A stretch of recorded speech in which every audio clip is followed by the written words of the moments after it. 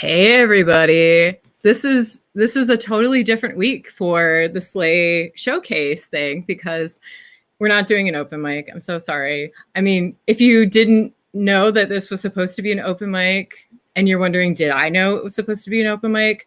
Let's not talk about that, okay? That's not even relevant, okay? But tonight I'm doing something a little different. I'm going to have the Biden's town hall thing live streaming next to me. I'll turn on the volume when it starts. For now, we'll just watch news without audio, which is the only tolerable news right now. I don't like news. It upsets me. Like, what kind of news? Doesn't matter. It's all very upsetting. And I've been avoiding watching these things. I like the debates and whatever. I kind of avoid them because it feels so icky. It feels icky, right? It feels gross. And I know some people are really into voting. I am into voting. Don't get me wrong. I'm into it for real. But watching the process of getting other people excited to vote is so gross. I don't like it. Okay. I don't. So I've been stressed out about the election for many, many, many reasons.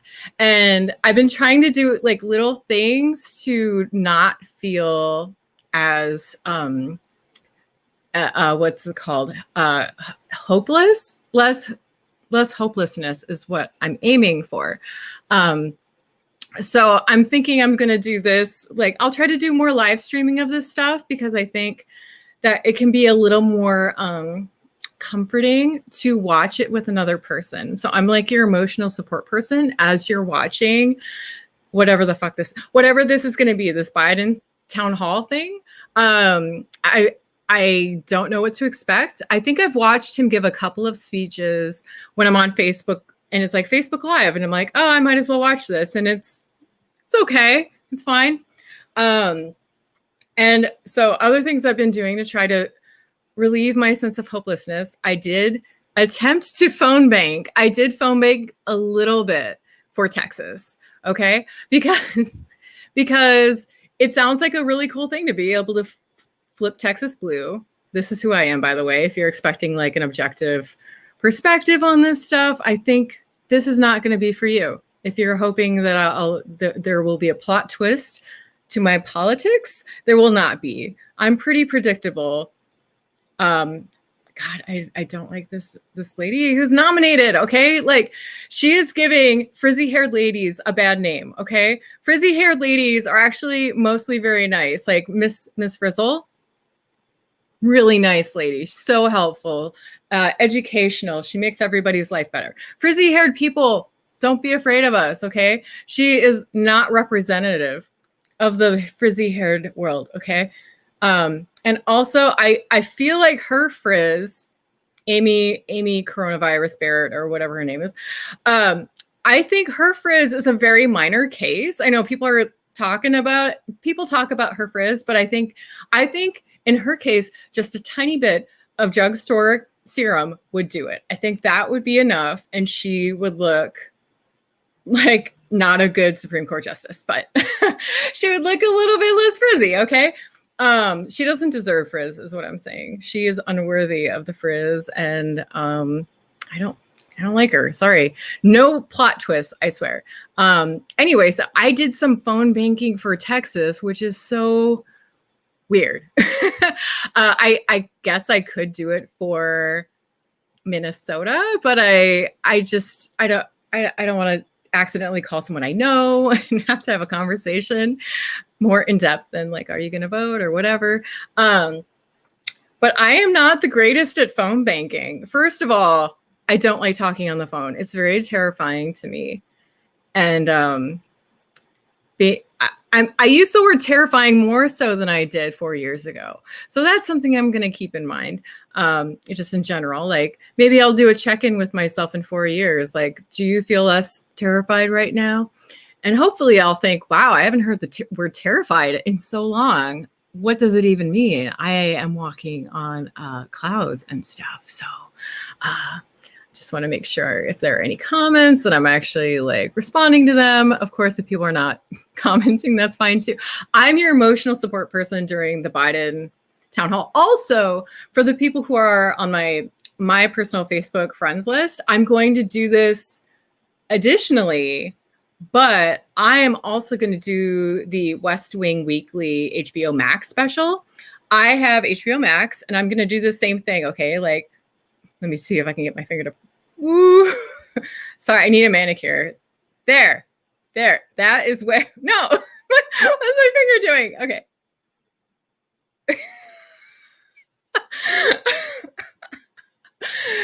That square that's right there with the baby in it. Okay. That is, I will put the West Wing special on that part of the screen. We can watch it together. It will be cathartic for early aughts, libs like myself.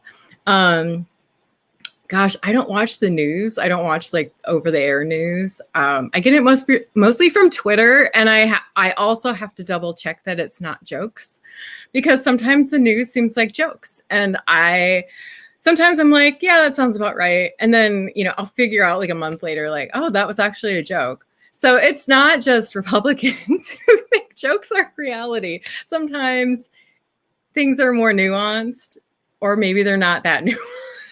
I don't know.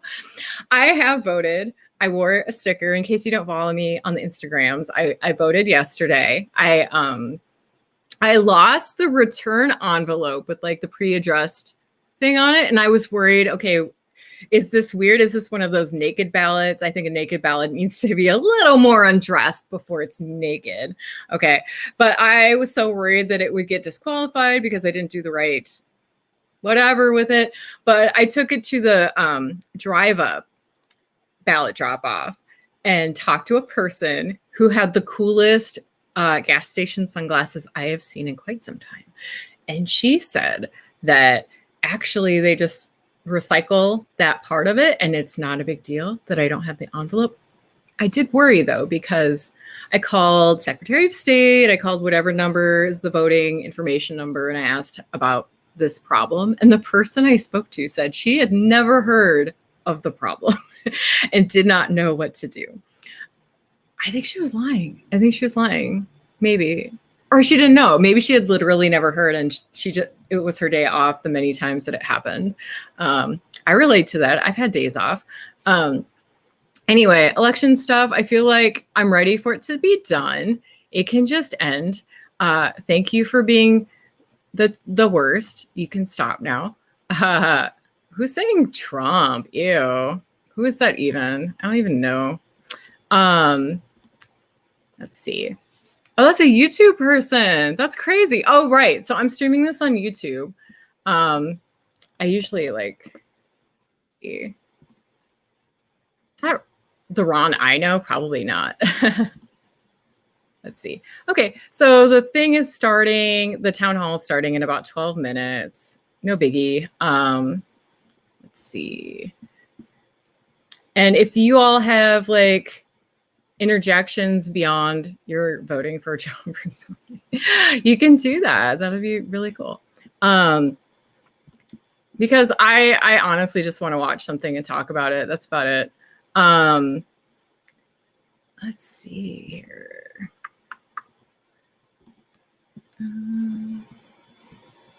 Okay, doesn't matter. Let's see. If you're watching on Facebook, hey, shout out, give me a comment, and I'll guess your astrological sign. It's a circus thing. I used to tour with a circus, and I was very good at the astrological stuff. It's supposedly garbage, but I think people find out their sign and then they just kind of adjust their personalities accordingly, which is, I don't have a problem with that. I'm a Scorpio, and there was a time when I thought being a Scorpio was very cool and it was so me. And that ended. So congrats to me for getting past that era. And I think I actually had like a little book that was supposed to explain what being a Scorpio meant, that's a little intense. Like I was 9 years old finding out like, oh, when you're a Scorpio, you hold grudges. I'm like, like when you're 9, you hold a lot of grudges. sandwiches. Oh, you ate the last of the potato chips that I thought I would be finishing myself. That is a grudge. A grudge has formed. Thank you so much. Yeah, this is starting soon. Let's see. I'm trying to work some stuff out here.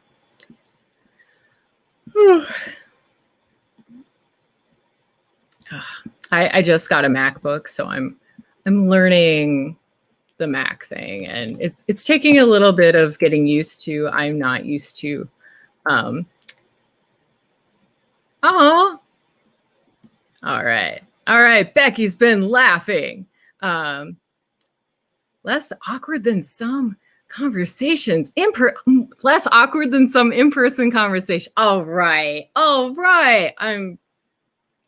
It's a W. A W for Miss Liz. Okay. Yeah, I don't think this. Who is really going to feel like this town hall changed their minds, changed their hearts? I think the days of shock and awe are truly over.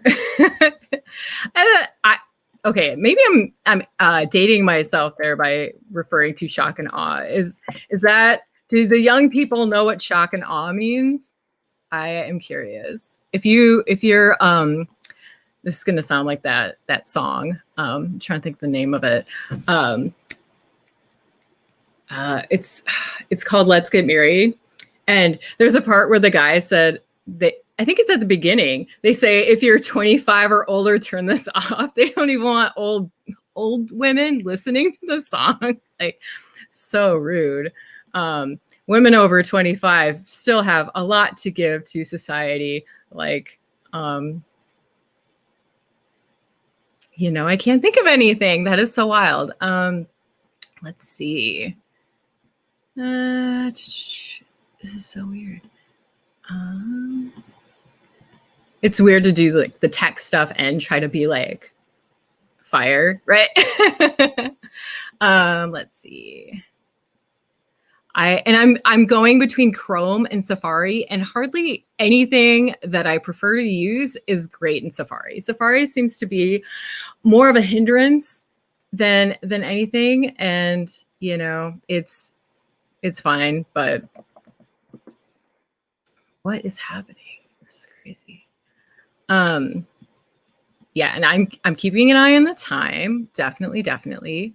And I'll have the volume on. I will talk over the town hall because reasons, but I am your emotional, like I said before, I'm your emotional support town hall attendant. Like, we're going to this together and we're going to talk over it because, who doesn't know this stuff? Like, kind of. How do we not kind of get the, okay. I'm just going to talk over it because I feel like that. How do I switch accounts in YouTube? It just keeps kicking me out to other things, which is so weird. It's like there's not. Do you know when like your computer it sounds like it's like losing its mind and it's just like going crazy, like it has way too much to do. It's like, and you're like, it's one browser window. This is not hard. Like, this is easy mode. Like, stop being this way. Let's see.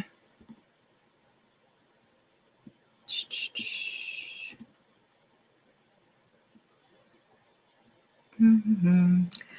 And I'm keeping an eye on, people watching. If we got people watching, would love to give them a shout out. And if you're watching this because you're like, well, why not? Thank you so much for your support of that. So yeah, if you're just like, oh, I guess I could watch this. That's very cool of you, and I appreciate that. Let's see.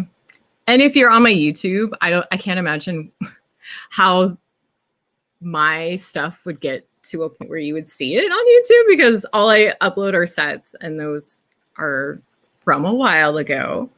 They're beautiful. No, not really. They're all just like whoever had a camera at the time.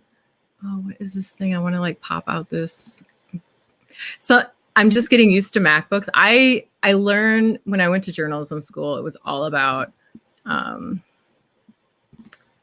MacBooks, but then I graduated and had no money. I spent it all on school. So so I let's see.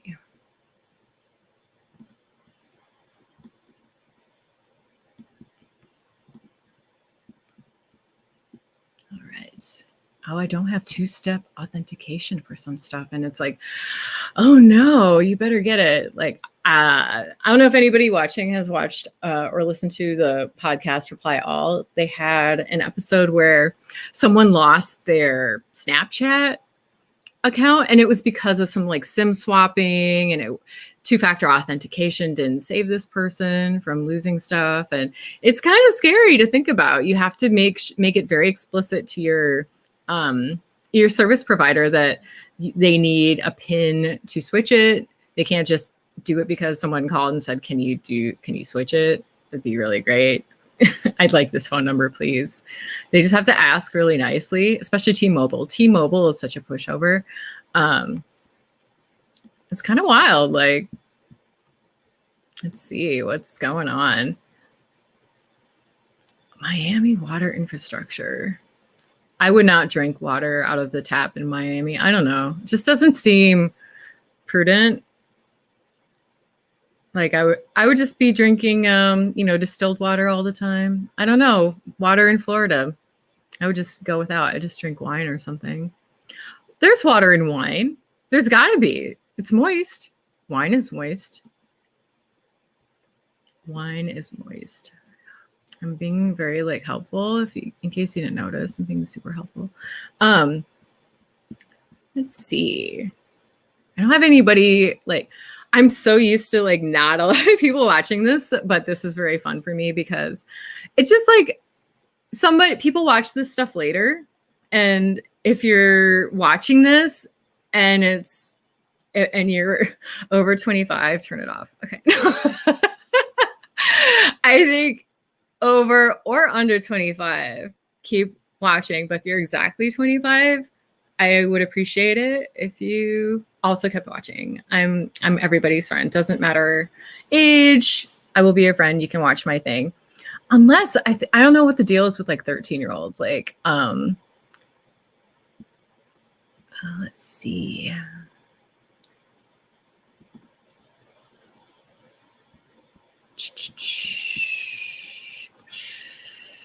So I have mentioned this I think I've mentioned it in the Slay open mic thing before when I give my monologue. But my birthday is election day this year. It's near election day whenever there's an election day in November. But my birthday has been election day this year, and it was the first Clinton election when it was Ross Perot and Bush, I think it was.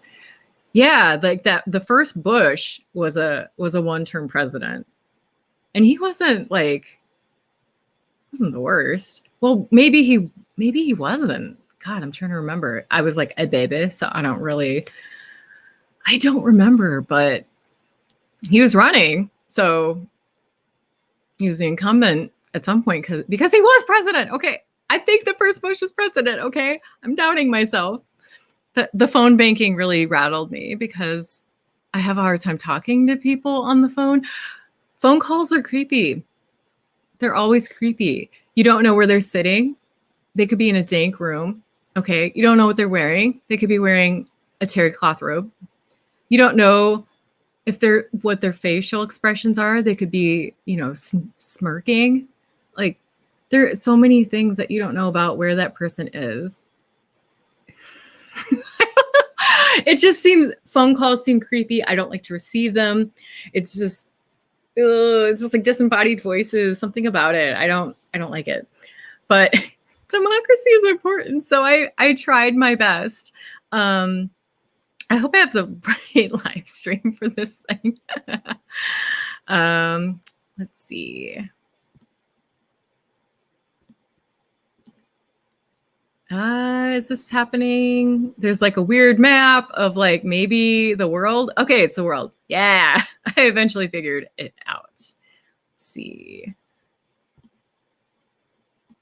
Notifications are so weird on Facebook. The whole look of Facebook right now is super terrible. Like I hate the way it's arranged. I don't know what the UX goal is with the redesign, but it's like it's infinitely better if you just leave it alone. Like I was used to it the way it was before, and I mean, if anything, people are leaving Facebook in droves rather than creating accounts in droves, unless they're Russian operatives or whatever.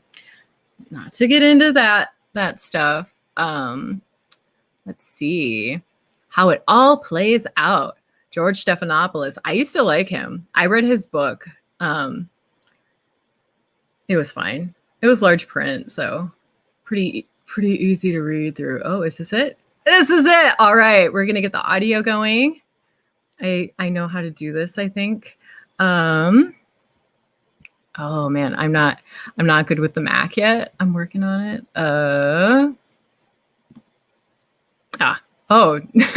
Just stop the live stream. How do I scroll on a Mac? Like I'm doing what I think I should be doing. Okay, I might have to. Oh, okay. Close. I'm just not used to.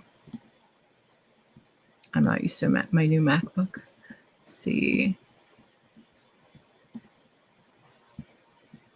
I might just have to do this. I'm trying to get the volume on.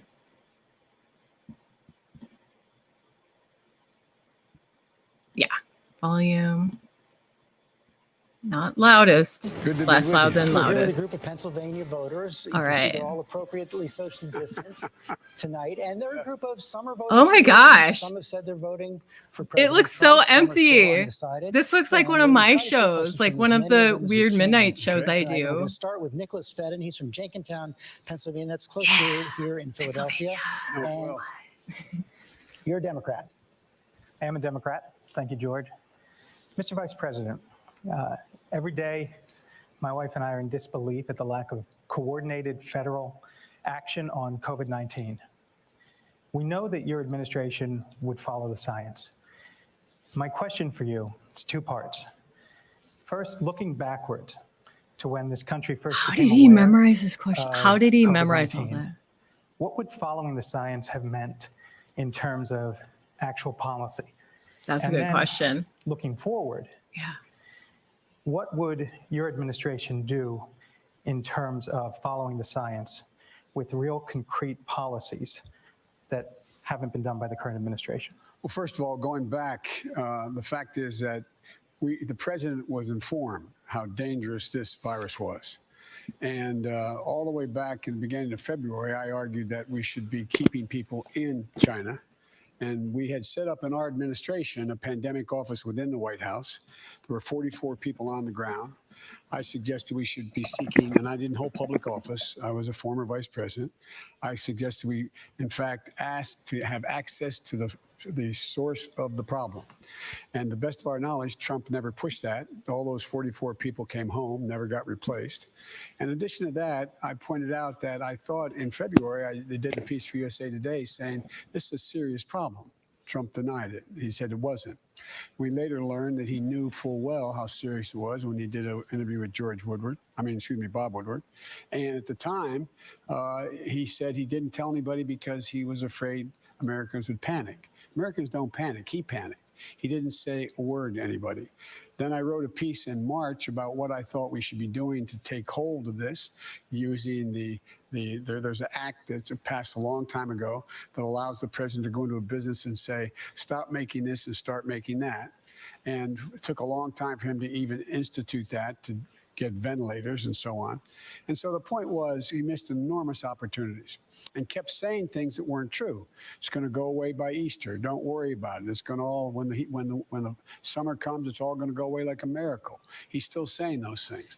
Before you go to the future, can I follow up on looking backward just a little bit? You did have an op-ed in January where you warned to the seriousness of the pandemic, but there's no record of you calling for social distancing. That's early. Limited social gatherings. was mandatory masks. Not back then. In January, February. No, in right. January, February. No, that's correct. There wasn't. That came at the end of March, and then I laid out a detailed plan relative to school openings in June and July.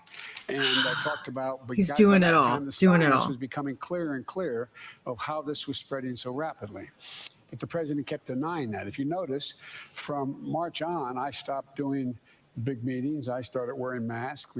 So it was at a time when the science was saying, and his key people, Dr. Fauci, were saying, you should be taking these precautions. So what we should, I read some polling about, I'm going to talk over Biden, where he did there's polling about who's more trusted with handling the pandemic. Biden is ahead of Trump, but Fauci is the most trusted, and people who trust Trump trust Fauci equally. He worried if he just talked fucking about crazy. how bad this could be unless we took these precautionary actions, then in fact the market would go down. And his barometer of success in the economy is the market.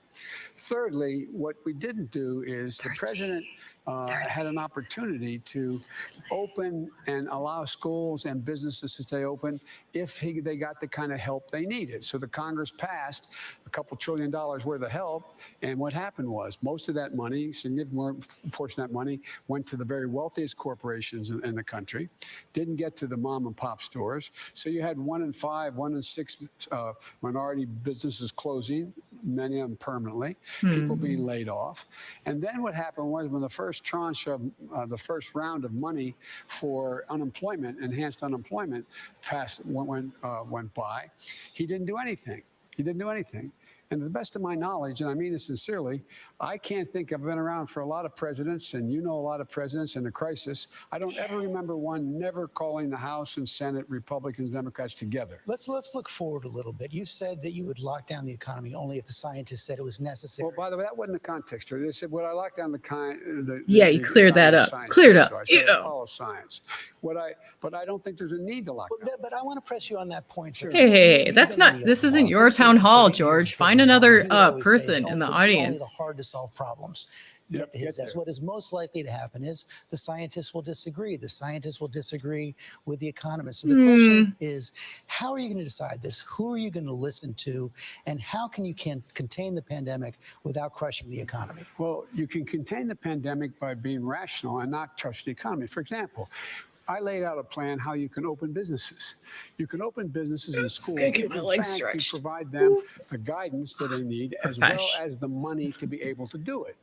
What's happening now is we know, for example, if you can open a business and you could have a sign on the door saying safe to come in, that's why people aren't going anyway even when they're open, and say because you have social distancing, you have plastic barriers. When you the signage though doesn't do anything. People, you don't have large crowds, you reduce the size. Not even just in a pandemic, like all the time, too close. You make sure there's testing. That's a really critical piece that he didn't do, testing and tracing, and you make sure that people are equipped. Also, for Minnesota people, they have free saliva testing in Brooklyn Park now, starting October 20th. So if you don't want the nose thing and you want saliva testing, you can do it. It's free. The president or whomever. Also in Winona, Minnesota. That's not a national emergency. And I think Duluth. We need more teachers in our schools to be able to open smaller pods. We need ventilation systems changed. Schools need new HVAC systems more often than not. Schools need new HVAC systems. But unfortunately in Minnesota, schools have to pass referendums for more funding for the HVAC stuff. And especially in rural districts, those are hard to pass. And take a look. We make up 4% of the world's population. We have 20% of the world's deaths. We're in a situation where we have 210,000+ people dead. And what's he doing? Nothing. He's still not wearing masks and so on. We're getting some other questions on COVID. Sure. The next one comes from Kelly Lee. She's from Philadelphia. Thank you. Republican. Voted for Donald Trump in 2016. Undecided now? Hey, Kelly. What? Hi, Mr. Biden. Go home. My question Go home. is about the coronavirus vaccine or potential. Senator Harris stated that she absolutely would not take a vaccine from President Trump. And of course, we all know it's not President Trump that would create this vaccine. It would be doctors and scientists that presumably we all trust. So my question for you is, if Undecided. a vaccine were approved between now and the end of the year, would you take it? And if you were to become president, would you mandate that It would everyone just has be to like take it? bleach or Two something. things. Number one, President I don't Trump trust Trump. No, talks not about with a things that vaccine. just aren't accurate about everything from vaccines. We're going to have one right away. It's going to happen and so on. The point is that if the body of scientists say that this is what is ready to be done, and it's been tested, it's gone through the 3 phases, yes, I would take it. I'd encourage people to take it. This is important to listen Trump to, but I'm says also things like everything from this crazy stuff he's walking away from now, inject bleach in your arm, and that's going to work. I'm not being facetious. He's actually said these things. And now Regeneron is the answer. That's going to cure everything. There's 500,000 doses. We got a couple, we have more than a few million people, and most of the, if you notice, most of the companies who are developing these vaccines are working, they're making real progress. I meet with 4 leading scientists at least twice a week in the beginning, 4 times a week, giving us the detail on what kind of progress is being made. And right now, they do the right thing. When they run into a serious problem, they halt the test. They don't continue until they figure out what the problem was. They're not there yet. And the most scientists say there's not likely to have a vaccine that would be available until the beginning of next year, into the spring of next year. And in the meantime, what I worry about is the same thing with Regeneron, which is a useful a useful tool. But what's happening is there is no plan to figure out how to distribute it. How many, we have 500,000, vials of it. Well, we don't have all the testing equipment. We don't have all the ability to get it to the people who need it. And what we should be doing now, and allegedly it's happening, but I've not seen it yet, nor the docs that I've talked to seen it, there should be a plan when we have the vaccine. How do we distribute it? And once we get it, if it's safe, it's going to be fist effective, fights. That's how we're distributing it. If you win a fist fight, you get a vaccine. It's just going to be the clear law of the land. Vaccines, they say, have a very positive impact, and they're going to affect positively 85% of the American public. Or there's others say this vaccine is really the key. This is the golden key. It depends on the state of the nature of the vaccine, when it comes out, and how it's being distributed. That would depend on. But I would think that we should be talking about, depending on the continuation of the spread of the virus, we should be thinking about making it mandatory. How could you enforce that? Well, you couldn't. That's the problem. Just like you can't enforce measles. You can't come to school unless you have a measles shot. You can't. But you can't say everyone has to do this. But you would, just like you can't mandate a mask. But you can say, you can go to every governor and get them all in a room, all 50 of them as president, and say, ask people to wear the mask. Everybody knows. And if they effort don't, would be not effort. I go to every governor, Nice. I go to every mayor. Pro effort. I go to every councilman. I go to every local official. Say, mandate the mask. Say, this is what you have charger to do. cord's going to reach. Make sure you encourage I don't it think being so. done. Don't think it's going to reach. George, you and I know, and I think you do too as well, the words of a president matter. Yeah, No I hope. matter whether they're good, bad, or I don't indifferent, like to they think matter. about the president's words When a mattering. president It's very doesn't wear a upsetting. mask or makes fun of folks like me when I was wearing a mask for a long time, then people say, well, it mustn't be that important. But when a president says, I think this is very important, for example, I walked in here with this mask, but I have one of the N95 masks underneath it. I left Yeah, that's what I'm going to do. Get some of those N95s, do the double. I was in before I got here. And so I think it matters what we say. Of course he's got to. We're now Of course he's learning got to. Yeah. that children are getting the virus. Yeah. Not as serious consequences. But there's been no studies done yet on vaccines for children. So there's a long way to go. And people, we can make progress moms in the don't like meantime giving their and kids save lives. vaccines. The That's what last I point hear on that, anyway.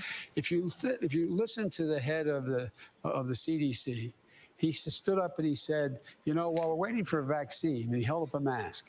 You wear this mask, you'll save more lives between now and the end of the year than if we had a vaccine. It's estimated by every major study done from the University of Washington to Columbia that if in fact we wore masks, we could save between now and the end of the year 100,000 lives. And avoid lockdowns. And avoid lockdown, yes. I've been cool with the If lockdowns. you're wearing the mask. Keep me get a away question from on the the economy. public. That's what I Anthony say. Andrews. I hope I answered your question. From Canonsburg, Pennsylvania, it's a suburb of Pittsburgh, Republican. I know vote it. For President Trump. He knows Pennsylvania. Come on Thank now. you, Mr. Vice President. You stated that anyone making less than $400,000 will not see one single penny of their taxes raised. That's right. But also state that you are going to eliminate the Trump tax cuts. The Trump tax cuts reduces taxes for the majority of workers. I would argue not enough. What is your plan for either extending Oh my the tax gosh, cuts for the go middle away. class or creating a new plan that further reduces those taxes? I carry this card with me.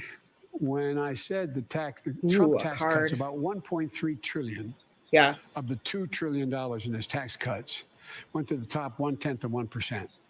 That's what I'm talking about eliminating, not all the tax cuts Yeah, man. that are out there.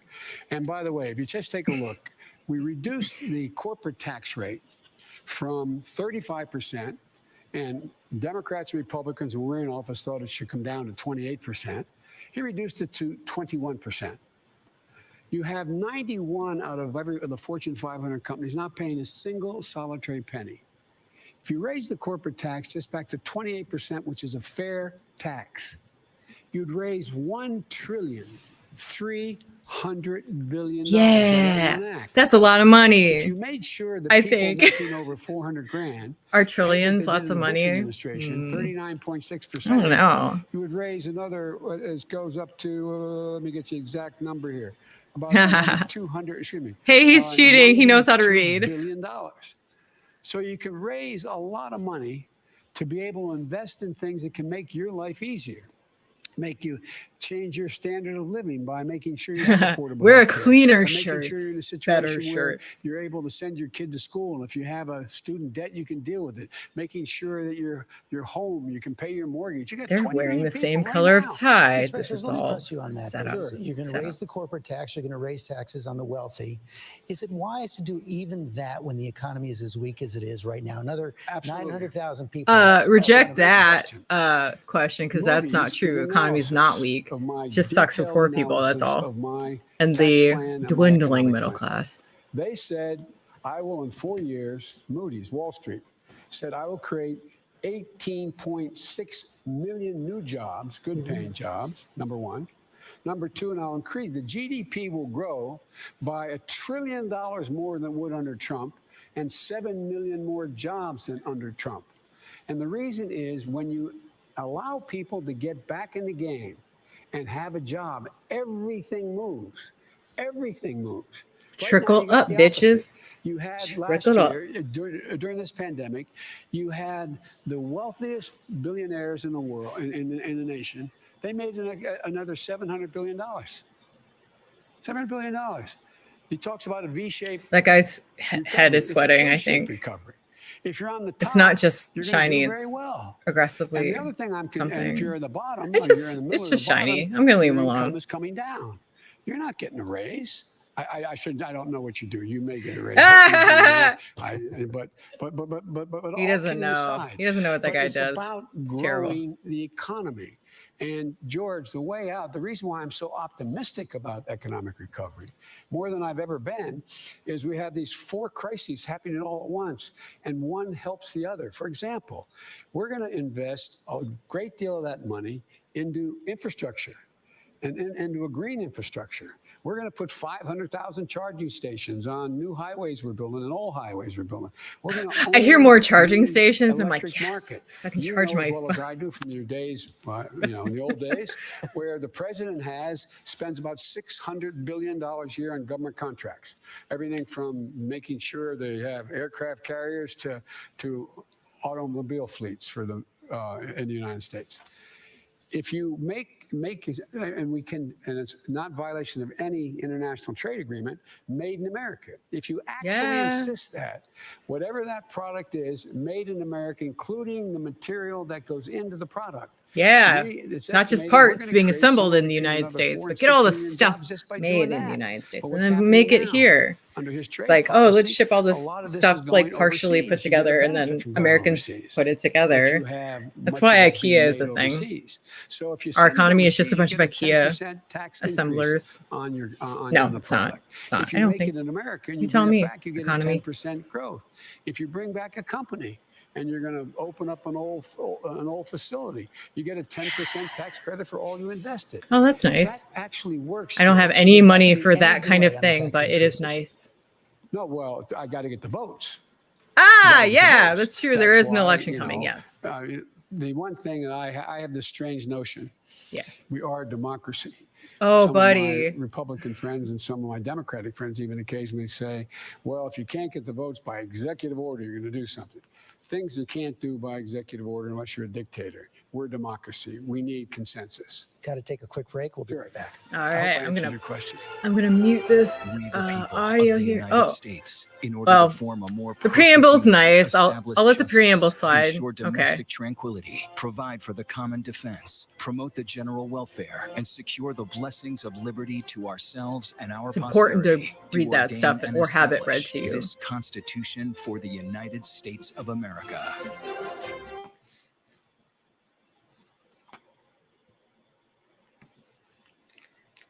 Yeah, so I don't feel like it's super illuminating to watch this town hall.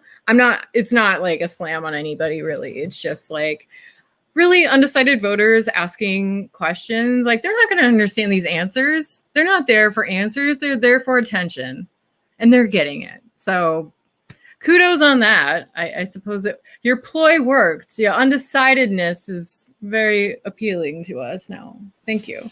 I can't stand commercials. I'm so spoiled. It's like, gosh, commercials. What is the scene? What is happening?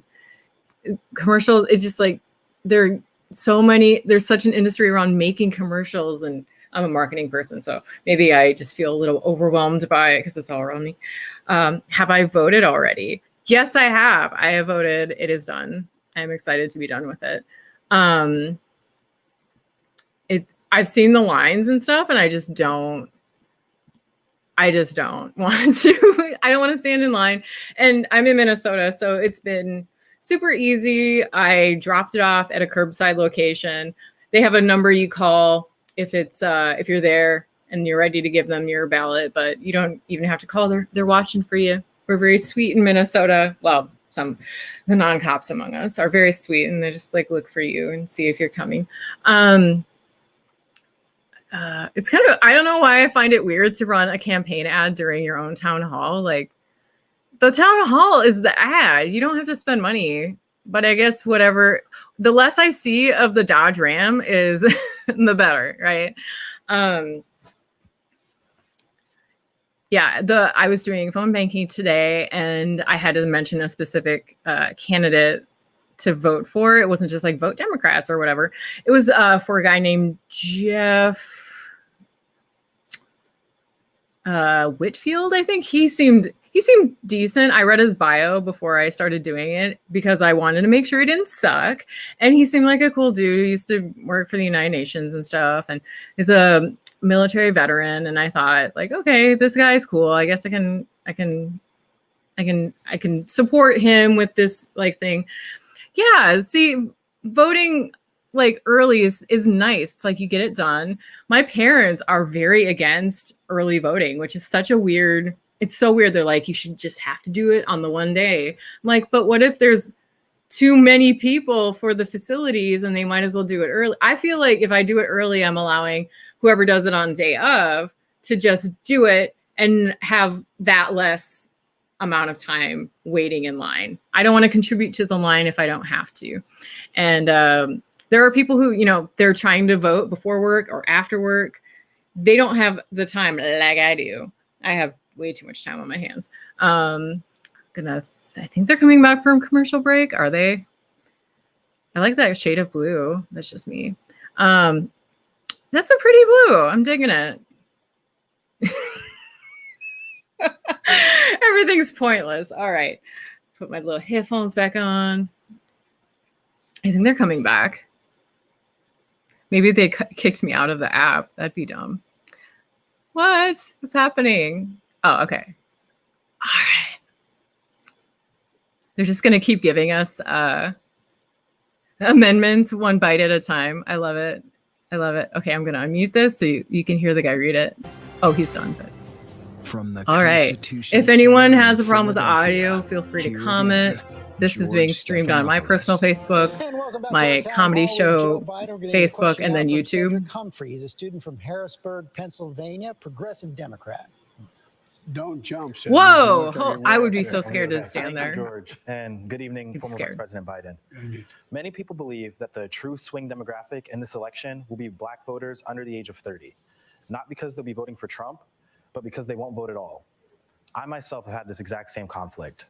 So my question Everyone's for you so then good at is, remembering their besides you ain't questions, Black, which were what do you have clearly to written say ahead of to time. young Black voters who see voting for you as further participation in a system that continually fails to protect them? Well, I say, first of all, as my buddy John Lewis said, it's a sacred opportunity and right to vote. You can make a difference. If young Black women and men vote, you can determine the outcome of this election. Not a joke. You can do that. And the next question is, am I worthy of your vote? Can I earn your vote? And the answer is, there's two things I think that I care, and I've demonstrated I care about my whole career. One is, in addition to dealing with a criminal justice system to make it fair and make it more decent, we have to be able to put Black Americans in a position to be able to gain wealth, generate wealth. And so you look at what that entails. It entails everything from early education. That's why I'm supporting making sure that we in Title I schools, as you know, schools with the least tax base to be able to support their schools. I increased the funding for them from 15 to $45 billion. That's that nice. allows That's a every lot. teacher in that school to make up to $60,000. And the problem now is they're leaving the schools. They're not there. We're short about 1.5 million teachers, 1.25 million teachers. Because Number pay two, sucks every and people are mean to 3, 4, and teachers. 5-year-old It's will true. go to school, not daycare, school. And with all the great universities, including the one you've gone to, go to, or went to, in fact, talks about in the last 8 years what's happened. What happens when you let them go to school, they make up rapidly whatever shortcoming they had in terms of their education prior to that. They have not heard as many words spoken, et cetera, et cetera. What happens is that the studies show that 58% will increase by 58% their chance of going all through 12 years of school. Oh, that's and nice. going through successfully. We'll also provide for the ability to bring in social workers and school psychologists. We have one school psychologist in America now for every 1,507 kids. It should be 1 to 500, not just in schools that are poor, but in all schools. Because we learned that, for example, drug abuse doesn't cause mental illness. Mental illness causes drug abuse, the failure to get hold of people. I appreciate and him deal making with their this point. anxieties. In addition to that, I provide for $70 billion for HBCUs for them to be able to have the wherewithal to do what other universities can do, because they don't have the kind of foundational support they need. And so that would allow them, for example, like we did in our administration, the president allowed me to go down and we awarded a cybersecurity laboratory, ability to compete for a cybersecurity laboratory. The federal government spends billions of dollars a year on universities because they're the best kept secret. It's so awkward to have to stand there to listen to the answer. I'd be like, can I sit down? So I don't need to be here for the answer. Take it offline. Men who are going to go into a field of the future that's burgeoning, cybersecurity. And that's what's going to help a great deal. In addition to that, if you're a young man about to graduate, or you graduated from school and you want to own your first home, or it's awful hard to get the money, depending on the background, what your economic background is, to get a down payment. So we're going to guarantee first-term home buyers a $15,000 down payment for first-term home buyers.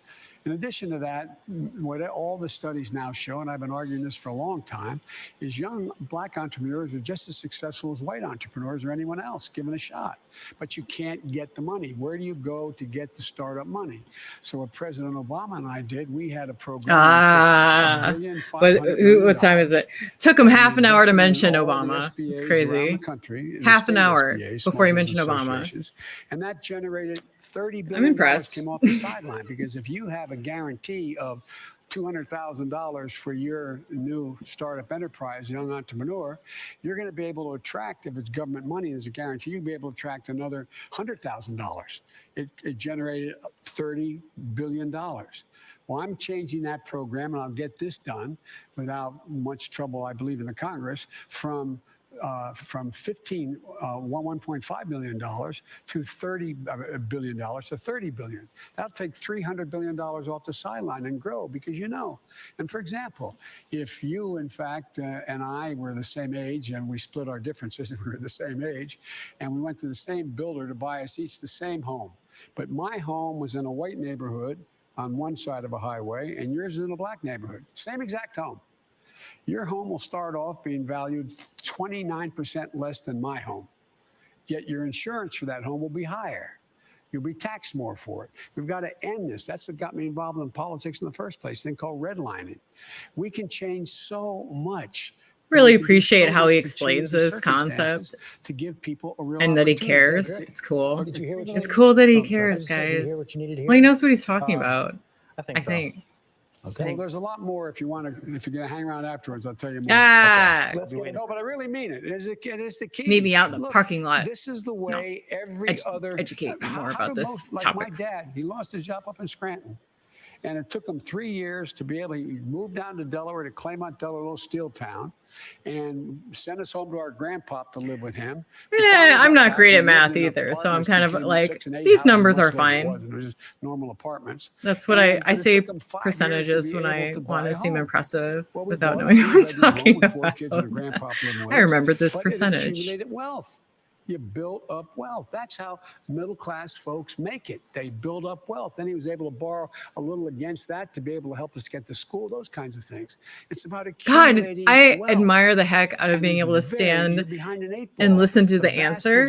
And you just have to just be a prop almost. It's so weird. What's happened? You go to the bank if you're a black businessman, and the president fired the only inspector general to oversee all this help coming from the Congress. And what happens? You go in and they say, do you have an account here? No. Do you have a credit card with this? No. Have you borrowed from us before? No. We bail these suckers out. They're not liable for any of the money, but they still won't rent it. They still won't lend it to you. We got to change that. It's about accumulating wealth. Want to get another question in here from Angelica Politaros? No, not at all. Garnet Valley, Pennsylvania. Don't apologize. Don't be like me and apologize for nothing. Thank you, George. Thank you, Vice President Biden. Nice to meet you. Oh man, that hair is What's your view wow. on the crime bill that you wrote in 1994, which showed prejudice against minorities? Where do you stand today on that?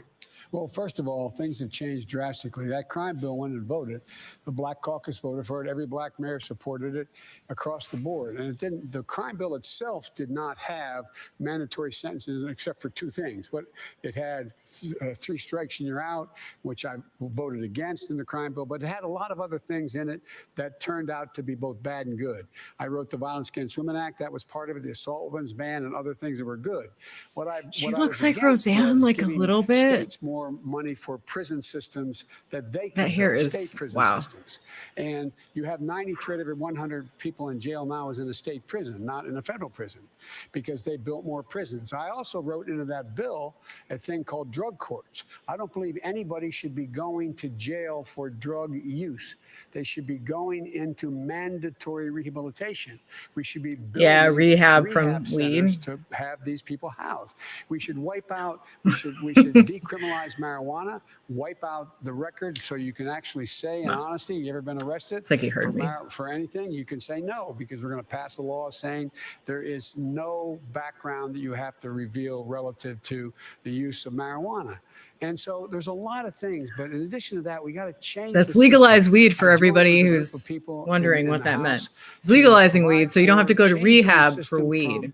From punishment to rehabilitation. I would not do well. Along with a guy I don't even smoke weed, but I know rehab would just make me want to smoke it. An awful lot of people were jailed for minor drug crimes after the Exactly right. Was it a mistake to support it? Yes, it was. But here's where the mistake came. The mistake came in terms of what the states did locally. What we did federally, we said it was, and you remember, George, it was all about the same time for the same crime. What I had done as chairman of the Judiciary Committee, took the 10 circuit courts of appeals, took some really brilliant lawyers working for me in judiciary. I'm so glad I took Adderall today. I'm just what happens better if able for to the handle first, all of second, this. Third offense for any crime in the criminal justice system. I think this is 2 hours, but I don't really know if I'm man, it's the first time going to do the whole 2 hours. We'll find how long out. would you go to jail on average? If you're a white man, how long? This Black is my man would go to sport. jail Can on I average withstand a 13 town hall? years. White man, 2 years.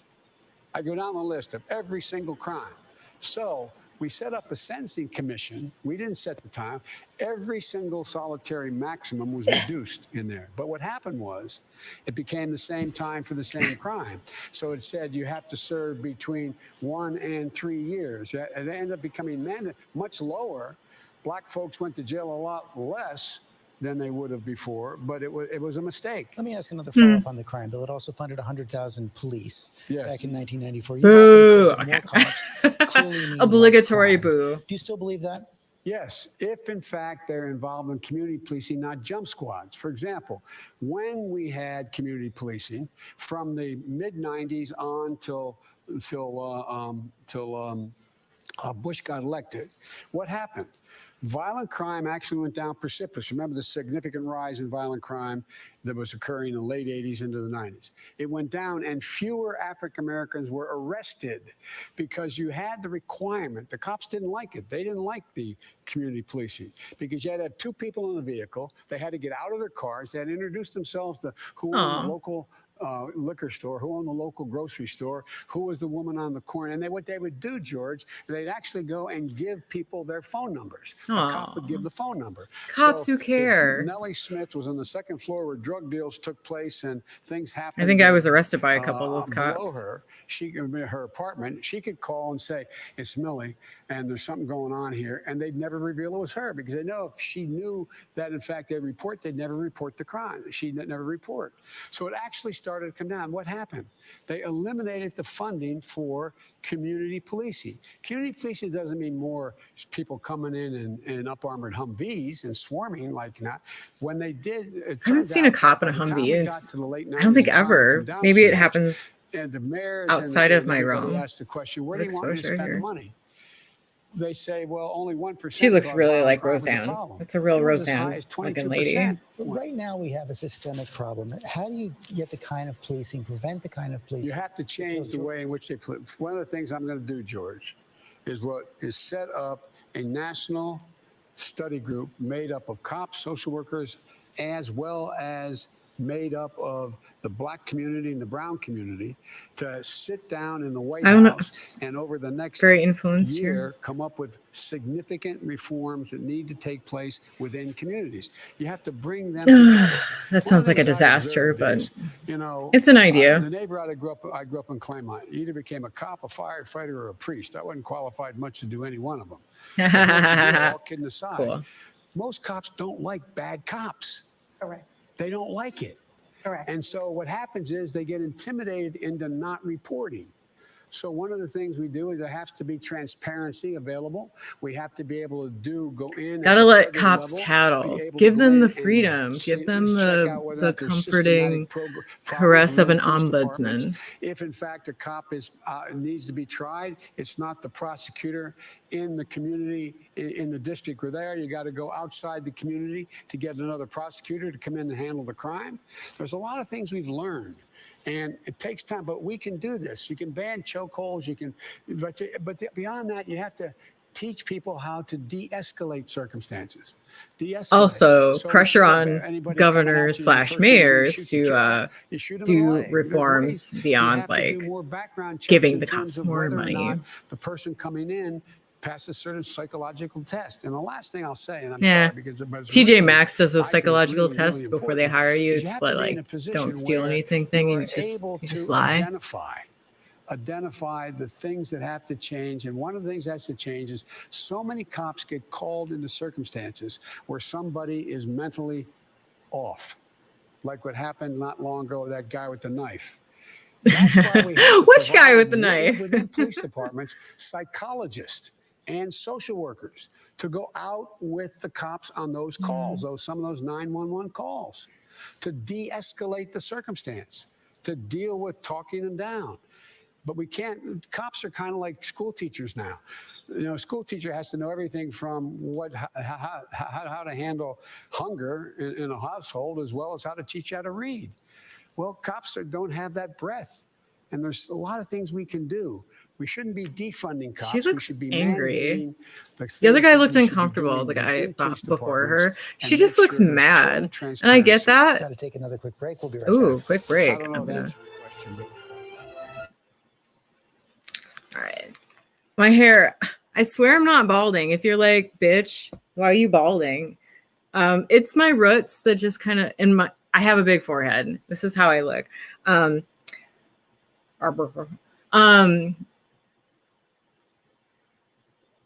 getting my hair done on my birthday, which is election day. Very exciting. I know you're like, good stuff. I don't know if I'm going to keep doing this or if I'm going to switch gears and show the White West Wing special. I have HBO Max, and I don't know if, I'm not sure if this is legal. Resting bee face. Yes. She seems, I don't know. I feel bad overly like analyzing how women present themselves, but also it's one of my favorite things to do. And I'll just keep watching this. Maybe I'll like set aside a time like over the weekend or sometime next week, and we can all like join together and watch the West Wing thing on HBO Max, because I have HBO Max. She's probably a very nice lady. I mean, she's at the town hall. I wonder how they pick these people. I mean, I always wonder how they pick these people. Like maybe they just find good actors or something who are from the area. They don't have to say, this person who lives in Scranton and is a professional actress has a question that she memorized really well. Anyway, I hope they can talk more about race and racial tensions and stuff without talking about crime, because I think that was a problem in the debate between these guys. Is that they the racial question just became a question about policing and crime, and it's more than that. I mean, I don't know what I'm looking for from him. An answer, just an answer. So I've never had enough time to sit in bed to really notice how uncomfortable it is to just sit in bed. Sleeping in bed, I can handle it. But sitting in bed is super uncomfortable for me. I try to sit like a cross leg, like with my just leg in, and sometimes I just like kind of spread it all out, and nothing's comfortable. My back hurts the whole time. I swear I don't have any like weird, I have not been in a car accident that's made my body unable to sit without pain or anything. I think that's like the main thing, the main takeaway from the pandemic and sitting at home all the time is like, I'm rarely comfortable. Comfort is a joke. I cannot get into it. Commercials about phone stuff. Yeah. Like that yellow on the sweater there. All right. I don't know. I hope this town hall gets spicier. And okay, so I'm not a mega person, but he's kind of like a circusy guy. He likes to keep it like awful feeling, and I don't feel awful watching Biden. I'm listening, and I'm listening to his answers, and it's not like Barnum and Bailey. It is not Barnum and Bailey, Barnum and circus stuff. It's just answers from a person who wants to be president. And that's not super exciting, but it's kind of, that's what the job is. The job is not to be a ringleader to, the powers that be in your head. Anyway, I'm trying to not freak out too much about anything. The stuff that's not in my power, I have to just let go. I think it's like an Alcoholics Anonymous, like the wisdom, something else, like the things that you can't control, like fucking get over it or whatever. I need to get over the things I can't control, including this Amy Sacha Baron Cohen person who's going to be a Supreme Court justice, because Dianne Feinstein can't find her ass with both hands. So, all right, we're back. Philadelphia. Here again, George Stephanopoulos. And the Supreme Court is. I know. No. Let's not even talk about it. It's frustrating. Hi, George, Mr. Oh, Vice President. Nathan. Our country's first Supreme Court gave its first rulings just 2 blocks from here, from 1791 to 1800, and it's become more polarized since then. Merrick Garland didn't get a hearing for all of 2016, and Amy Coney Barrett's being pushed through at the last minute, even though millions have already voted. So what do you think about ideas from people like Pete Buttigieg and others to put in place safeguards that will help ensure more long-term balance and stability? And what do you say to LGBTQ Americans and others who are stability? Very right I think we're all going to have to their wait a couple decades for stability. Well, let me start the last point, work my way back. All right. I think there's great reason to be concerned. I was on the road most of the time during these hearings, so I didn't hear many of them. I just got the recaps when I'd get in late at night. Recap. It all sucked. Going around the country, you didn't Florida, miss much. Anyway, and but my reading online, what the don't read the comments, Joe. She didn't answer very many questions at all, and I don't even think she has laid out much of a judicial philosophy in terms of the basis upon which she thinks are there unenumerated rights in the Constitution and the rest. So, rights in my Constitution? So I think there's great reason to be concerned for the LGBT community, something I fought very hard for a long time to make sure there's equality across the board. Number 2, I think that also healthcare overall is very much in jeopardy as a consequence of the president's going to go directly after this election directly to the Supreme Court within a month to try to get Obamacare wiped out after 10 million people have already lost their insurance from their employer, and wants to take 20 million people out of the system as well, plus 100 million people with pre-existing conditions. My parents. So there's a lot at stake. Obamacare saved my parents. They both had, my dad had stage 4 cancer, and my mom needed both hips replaced and her gallbladder removed, and if they didn't have Obamacare, they'd be. And the separation but of they're powers. still The Constitution implies that the way the people have a right to determine who's going to be on the court is how they vote for their senators and their president. We seek the advice and consent of the Senate and the president. It mattered way before we voted for it. Just so you know, the previous elections mattered too. It is inconsistent with the constitutional principles, in my view. You get disagreement among scholars on this, but I believe it's inconsistent when millions of people already voted to put someone on the court. I think it should have been. And they did some kind of they pushed something through the Judiciary Committee. They needed at least 2 Democrats present. They only had 1, but they pushed it through anyway. It would be so interesting if they could impeach her after 1 year ago tonight at a presumably Biden took office. If they were breaking rules to put her through, that's not what they could take her out, man. Is the nomination of Judge Barrett reason enough to rethink your position? What is the nomination? What I wanted to do, George, if I had answered the question directly, then all the focus would be on what's Biden going to do if he wins, instead of on, is it appropriate what is going on now? Yeah. And it should stay. This is good idea, the man. President loves to do. Always Agreed. Take our eye off the ball. What's at stake? One of the things Pete has suggested is, and there's a number of constitutional scholars that young who Pete as well, sure knows what's going on. There are 5 options that are available to determine whether or not you can change the way in which the court lifetime appointment takes place, consistent, arguably, with the Constitution. I have not been a fan of court packing because I think it just generates what will happen. Whoever wins, it just keeps moving in a way that is inconsistent with what is going to be manageable. So you're still not a fan? Well, I'm not a fan. It depends on how this turns out. Not how he wins, but how it's handled. But there's a number of things that are going to be coming up, and there's going to be a lot of discussion about other alternatives as well. What does that mean, how it's handled? How will that determine? Well, for example, anything can happen, George. Real live shit's getting crazy. if Don't people are commit really to gonna be able anything, have a time to go right? through this.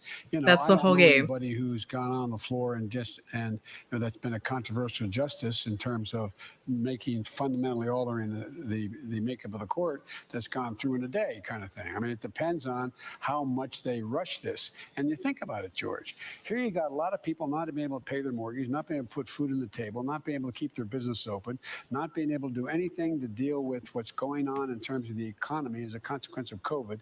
And they have no time to deal with that, but they have time to rush this through. Well, right now, it looks like they're going to have a vote around Halloween. So if they vote on it before the election, you are open to expanding the court? I'm open to considering what happens from that point on. You know, you said so many times during the campaign, all Oh, through the come on, course of your dude. career, it's important to level with It the is, but American George, people. if I say, no matter what answer I gave you, if I say it, that's the headline tomorrow. It won't be about what's going on now, the improper way they're proceeding. But don't voters have a right to know where you stand? They do have a right to know where they stand. They'll have a right to know where I stand before they vote. So you'll come out with a clear position before Election Day? Yes, depending on how they handle this. But look, what you should do is you got to make sure you vote, and vote for a senator who, in fact, reflects your general view on constitutional interpretation. Is anyone really thinking I'm not going to vote for Biden if he's a court packer? Like, no, nobody I would not cares. have appointed her, but if you oppose my position, vote for Trump. Vote for a Republican who shares that view. But that's your opportunity to get involved in lifetime appointments that have presidents come and go. Justices stay and stay and stay. We have a question from a Republican, Andrew Lewis. I guess a disaffected Republican. You cast a Oh no, John Lincoln Kasich Project in has entered the 2016. You're going chat. to vote against President Trump this year? And John's writing in for me, by the way. I know that. Mr. Vice President. I'm sorry. Oh my gosh, Mr. it's Vice Dick Van President, Dyke. My father, No. Drew Lewis, served as Secretary of Transportation under President Ronald Reagan in his first term. Yeah, I'll be darned. And some of his closest allies and friends were Democrats, including House Speaker Tip O'Neill and Senator Ted Kennedy. Sadly, today we have highly partisan and dysfunctional governance, and I believe President Trump is primarily responsible for creating this toxic environment. As president, how will you avoid the temptation to exact revenge and instead take the high road don't. and attempt to restore Not that partisanship, disinfected. civility, and honor to our democracy? As written by a fellow who won the Pulitzer Prize for a book he wrote about the presidency. He said, you know, I doubt whether Biden is really Irish. He doesn't hold a grudge. In politics, grudges don't work. They make no sense. I really mean it. I have never, and the second point. Yeah, and also the New York Attorney General is probably going to do more revenge-wise than Biden will. You're able to cross or the people aisle. that Trump owes money You're to. vice president, you got a lot done, but it can't happen anymore. It can't. We got to change the nature of the way we deal with one another. And it starts That'd be off nice, by the but it way won't Father happen. Was, and Tip was, and others. You don't question another man or woman's motive. You can question their judgment, but not their motive. We battle infrastructure. I mean, that's it. Well, Whatever helps you I sleep at stand night. up and I say, So. you know, we need an infrastructure bill, Senator. Is but he I tell you standing? what, you're in the pocket of the cement Has he been industry. standing? Well, let's see what we can do. You can't get anywhere. Nothing happens. Nothing happens. Did he I just learned stand that lesson up? A long time ago. I've never, even when it's obvious on its face what the motive is, stick Did I miss to something? the subject and listen to the other guy. Listen. What I would Listen be to doing that as if I'm elected president, the first thing, and not a joke, and you can ask if they tell you your dad's old friends on the Republican side. I'm going to pick up the phone and call them and say, let's get together. We got to figure out how we're going to move forward here, because there's so many things we really do agree on. And with Trump out Like of the dogs way, are better than the cats. vindictiveness of a president going after Yeah, he just did. Okay. Republicans who don't do It's like, exactly has he what been standing says this whole time? gets taken away. There's going to be, I promise you, between 4 and 8 Republican senators are going to be willing to move on things where there's bipartisan consensus. Last example I'll give you. You know, after after Trump had been elected, named the next president, wasn't sworn in yet, I've been working on a thing called a bill relating to cancer cures. okay? And it was called the Cancer Moonshot. And I worked with a number of Democrats and Republicans, and we had a bill that was about $9 billion that made significant increases in research and development on cancer alternatives, NIH, and particularly specific cancer initiatives. And we only had, at the time, I think it was 111 or 114, whatever it was, votes in the House. I don't hold the exact number. And we had fewer than 40 in the Senate. But after he was elected, I got those people together as vice president, and we sat down and we worked it out. And we ended up getting it passed 396 votes in the House and 94 votes in the Senate. And at the end of the day, because it had to do with the Biden Cancer Moonshot I've been working on, Mitch McConnell stood up, and I was presiding officer, and moved to name the bill after my deceased son, Bo, who had just died. Oh. So there are ways to bring this together. But how about the question? That was a nice thing to talk about, but he brought up and bringing people together. The Mitch Robert guy. Mueller laid out a lot of evidence of possible obstruction of justice by President Trump. What would a Biden Justice Department do with that evidence? What the Biden Justice United Department will do Nations is Hague let the situation. Department of I think Justice international be the community Department has of to help us Justice. out and prosecute him. Then I don't think we're going to make do the it. Judgments of who should be prosecuted. They are not my lawyers. They're not my personal lawyers. So you're not going to rule it in or rule it out? I'm not going to rule in or out. I'm going to hire He's not no like Trump for prison or whatever like they did. Democrat and Republican for Hillary. administrations have had, and let them make the judgments. But turning this into a vehicle for as if it's your own law firm, you don't own that Justice Department. You pick the best people you can, and you hope that what they're going to do is they're going to enforce the law as they see it. But can you remember any Republican president going out there, or former Democratic president, go find that guy and prosecute him? Ever hear that? Or, by the way, I'm being sued The whole because idea of I'm like choosing to not represent exacting me. revenge on your Represent enemies me. is like not the Personally default represent me anymore. in the state of New You York promise on my- not to be on my vengeful. tax returns. What's that all about? What is that about? Got to take another break. We'll be right back. I don't know, like sometimes like when Biden is speaking, I worry that he's losing his the rope he's using to who am I to talk about how other people talk, right? I think for the most part, so I was talking to my dad today, and he is a Trump supporter, but he said that Joe played a dirty trick by making people think he was senile. And my dad had watched the debate between Joe Biden and Trump and thought that Joe did really well. And it was wrong of him to make people think he wasn't going to be good. I'm like, wait. There are many, many things wrong with that. First of all, I don't think Joe wants people to think he's senile. My guess. I think he it's like the mental gymnastics going on to come to that kind of conclusion. I'm like, so you thought he did well. So that's wrong. And it was his strategy to lower expectations, even though Trump has been doing his best to lower. They tried to actually, like a week or something before the debate, they started to realize, oh no, he's probably going to be he's gonna be on point. So they try to make it sound like Biden is the super experienced guy and he's beating on little old Trump. My mom has so much sympathy for everything that Trump goes. She's very sympathetic to Trump. She feels sorry for him when people are mean to him, which is I don't get it, right? Because okay, let's say you like him and you like him because he's like gets stuff done, he's take charge, he says what he means. Okay, then you think he's a grown man, and he takes care of whatever he needs to take care of, and he stands up for what he believes in, and he's a strong dude. So why are you feeling sympathy for a strong person, right? If he's strong and it's just, people saying things about him. The emotional aspect of supporting the current president is super weird. It's super weird because, well, for one thing, I think my parents see themselves in Trump. I don't get it because we're neither rich nor have we ever just paid $750 in taxes in a given year. So we are not there. We're pretty middle class.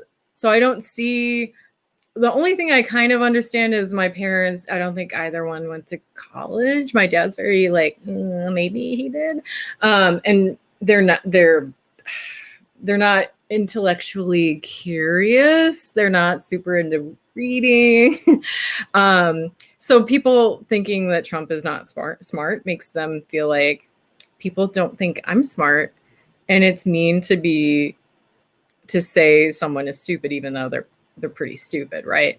So it's something like that. There's an emotional gymnastics thing going on with support. I mean, if you're just like, oh, I'm a fiscal conservative, well, okay, look at what the stock market does when Trump opens his mouth. Anyway, I feel the way I feel, and I'm just exhausted from thinking the same thoughts all the time. And even I try to expose myself to, like, there are people who really don't like Biden and are still upset that he's the nominee. He was not my primary favorite, of course. Well, not of course, but I liked Julian Castro. I liked Elizabeth Warren. I liked Kamala. I liked the way she kicked Joe's ass in that first debate. I kind of like Buttigieg. A campaign person for Pete explained how to pronounce his last name to me at the state fair once, and I knew how to pronounce it all day that day. And since then, it's been touch and go. I kind of just want to call Mayor Pete and leave it at that.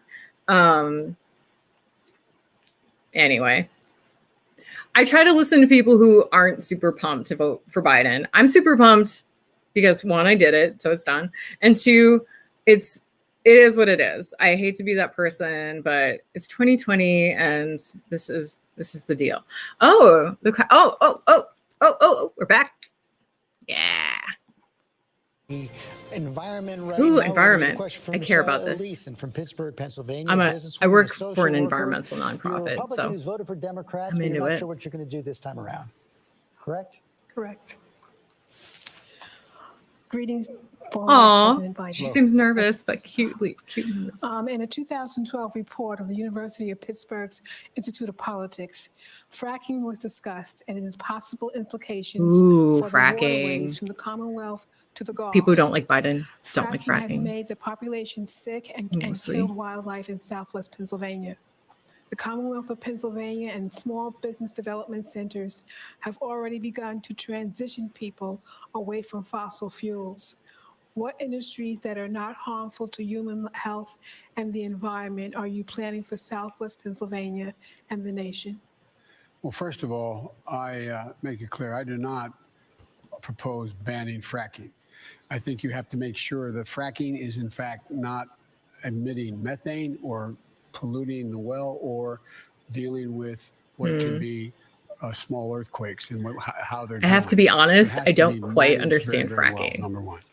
I will Number say two, that much. If anyone wants to explain to me what fracking is, like, give me like explain like I'm 5 kind of thing. Energy source Please, in the comments, Facebook people especially.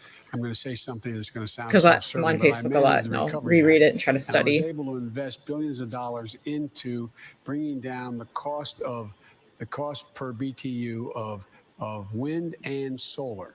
So now it's cheaper than coal, it's cheaper than oil right now. And it has great, great promise. And it's also the fastest growing employer in the energy industry. And so there are a number of things that I would do immediately. Number one, there are well over 100,000 wells that are left uncapped in the region. We could hire 128,000 of these people who are working in the industry to cap these wells and get a good salary doing it now. Number one. Number two, we should be moving toward finding the new technologies that are going to be able to deal with carbon capture. So ultimately, as a transition, we moved to a net zero emission of carbon, that we're still going to be able to use, if we find the right technology, some gas to be able to, if we can carbon capture. And I think we're going to be able to move in a direction where by the year 2035, we'll be able to have net zero emissions. Oh, I don't want to think about 2035. Please don't say that number to me. Energy creation. So we can move it by dealing with those. And every time we talk about global warming or the environment, the president thinks it's a joke, and I think it's jobs. Because what we're going to have happen is, you'll be able to see now, as I started to say before, I, as president, am going to invest that $600 billion we spend in government contracts only on those things that, in fact, also someone explained not only fracking made to America, me in the but building comments. infrastructure that's clean and I took new. geology, and I'm And still a what we little have to like, do is focus on the transmission of energy across the country. water and from sand at high pressure areas into porous rock relating to shatter it to solar release and trapped wind. gases. The reason is that they have not, that has not been mastered yet. I met a lot of people in Silicon Valley.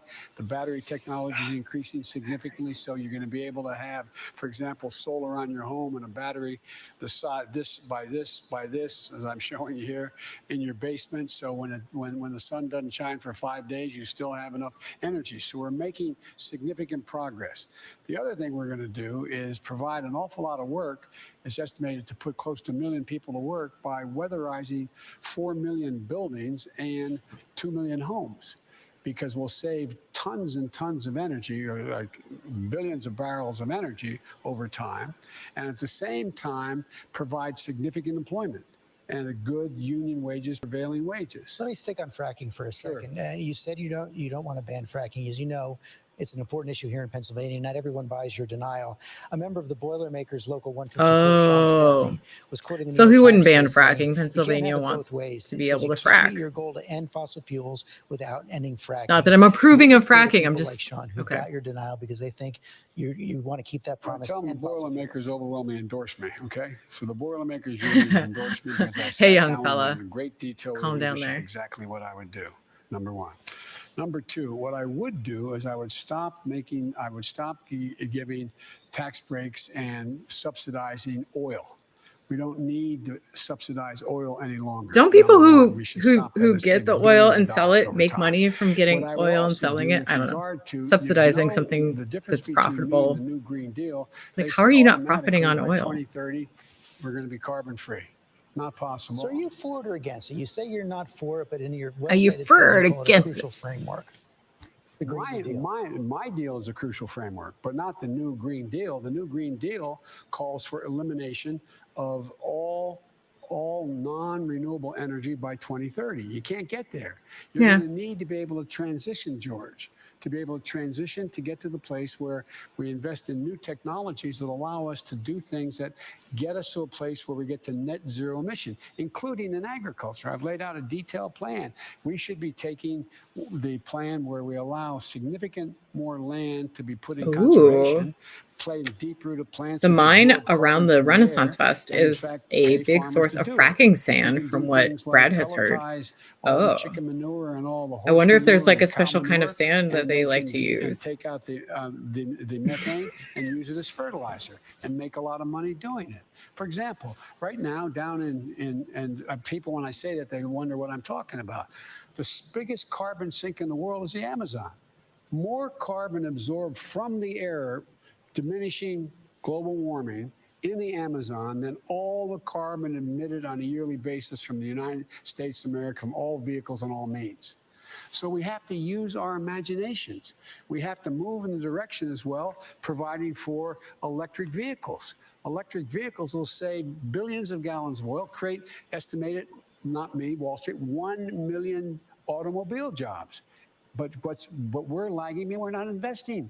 We're not doing any of the research. Got to take another quick break. We'll be right back. I feel like we just had a break, but all right. I love not strong and sharp particles. Yeah, I think there's different kinds of sand. Anyway, well, that's cool.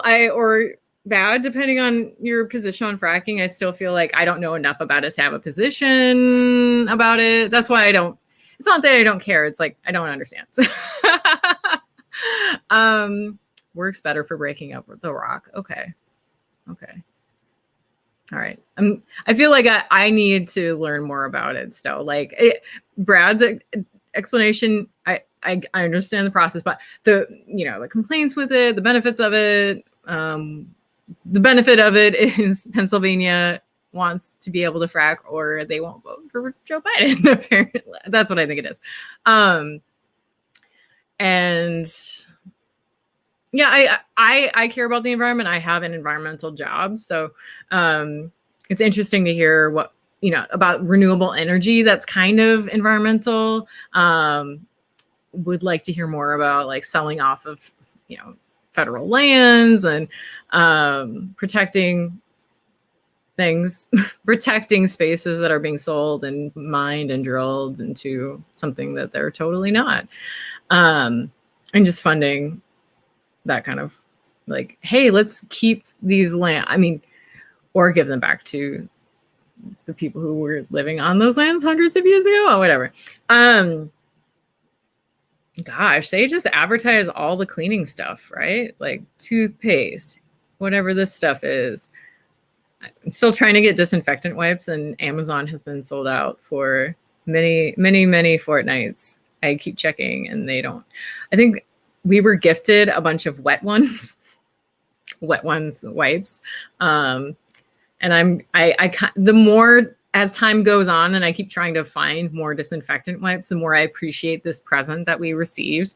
Just like a couple packs of like 20 wipes each or something. And I keep them in my car. Just rub that stuff on your stomach, whatever it is. Okay. I have no idea what's going on. This is like a bio oil commercial. Is it a jeans commercial? Oh, okay. Nivea. Okay. I like to kind of guess what a commercial is about and then not pay attention to any of the signs of what it's about. Gosh, I do want to do like the West Wing special as like a live stream. I might do it. I might just do it for my Facebook people and maybe even promote it and say, hey, I'm actually doing this. If you don't have HBO Max and you don't mind me talking through something. I think that's probably like the turn off of this live stream is that I keep talking during answers, but I'm kind of like, yeah, if you want to just watch it, you can do that. But I'm your emotional support town hall observer. Like I'm here so you can watch and not feel like it is so scary, because I feel like watching these things is very scary sometimes. Not scary, just like I'm uncomfortable. I'm uncomfortable hearing about this. Gosh, it's 8:11. How dare you, time? How dare you pass in such a way? I am reading my 27th Discworld book. I'm reading, I don't have it with me, but it's called Guards. I'm really excited. It is the introduction of Sam Vimes. And if you're unfamiliar, Discworld is 41 books written by Terry Pratchett in the same universe, and they're like sub arcs. They're like groups of characters that kind of appear. Like there's a character, Tiffany Aching, and she's got a couple books that are her books within the series, and she's one of my favorites. I love Sam Vimes and I love Tiffany Aching. I think who else I really like. Cut Me Own Throat. Yeah, I love the guy selling all the terrible sausages. And then are they back? They're back. Maybe? Okay, they're back. All right. This question comes from Mark Hoffman, Center Valley, Pennsylvania, conservative who voted for Trump in 2016. Boo. Welcome to Pennsylvania, Mr. Vice President. Good to be back home. I'm from Pennsylvania. Yes, I know. Scranton, right? Yep. So peace is breaking out all over the world. Our troops are coming home. Serbia is talking to Kosovo. And the Arabs and Israelis are talking peace. Who cares about any of this stuff? It's a modern day miracle. What's going on?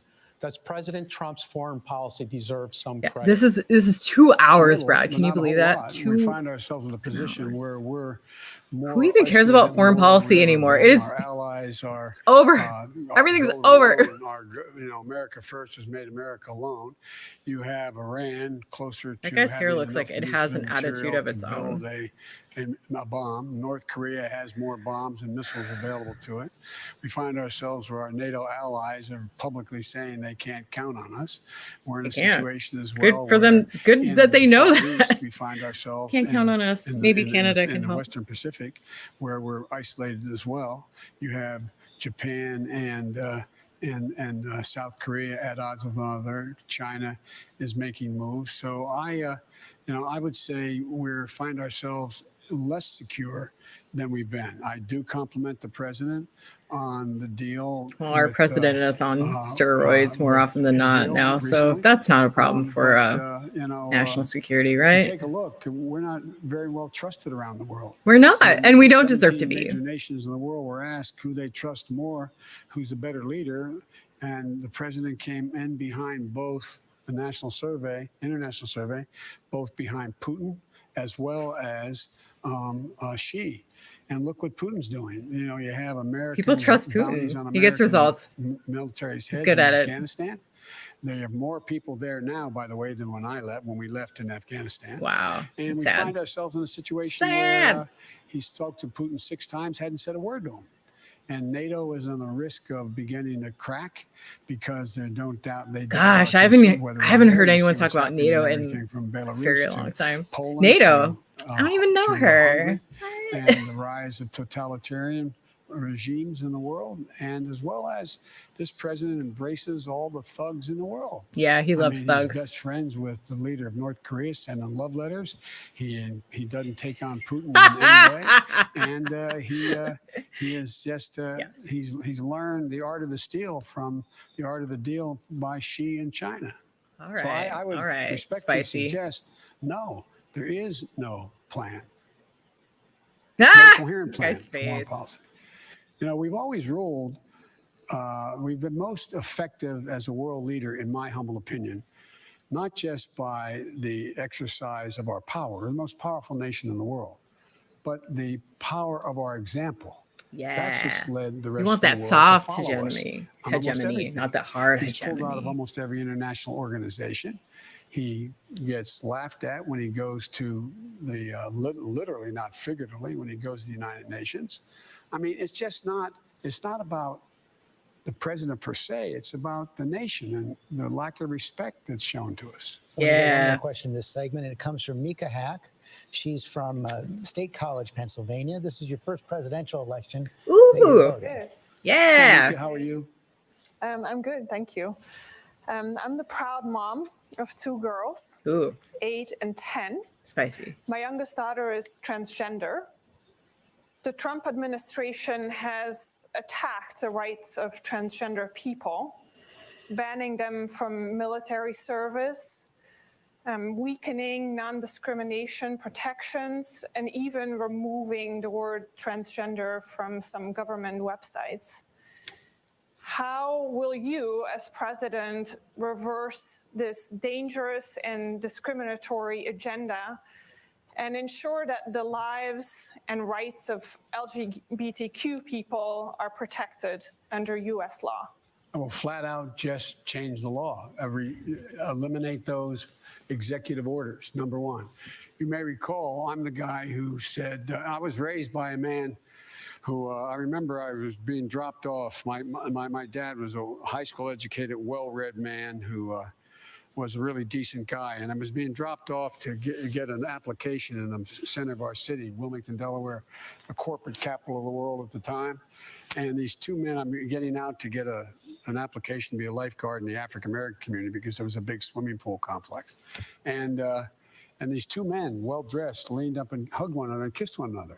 Ooh. I'm getting out of the car at the light, and I turned to my dad. My dad looked at me and said, Joey, it's simple. They love each other. The idea that an 8-year-old child or a 10-year-old child decides, nice simple story. I want to be transgender. Story time with Joe. That was a great story. My life a lot easier. I learned more about him applying for the job. Zero discrimination. And what's happening is too many transgender women of color are being murdered. Hey, They're yeah. being murdered. Thank you I for think it's up mentioning to that. 17. Don't hold me to good. that number, but it's Yeah, it higher needs to be now. 2 hours long to like Just bring to out share. all And the so like I promise stupid you, court packing there is stuff to get to no this. reason to suggest that there should be any right denied your daughter or daughters, whichever, if one or two, one, Whatever your daughter, happens. that your other daughter has a right to be and do. None, zero. And by the way, my son Bo passed away, was the Attorney General of the state of Delaware. He was the guy who got the first transgender law passed in the state of Delaware, and because of a young man who became a woman who worked for him in the Attorney General's office. We've got one more segment coming up. Thank you. All right. That was good. I appreciated that answer.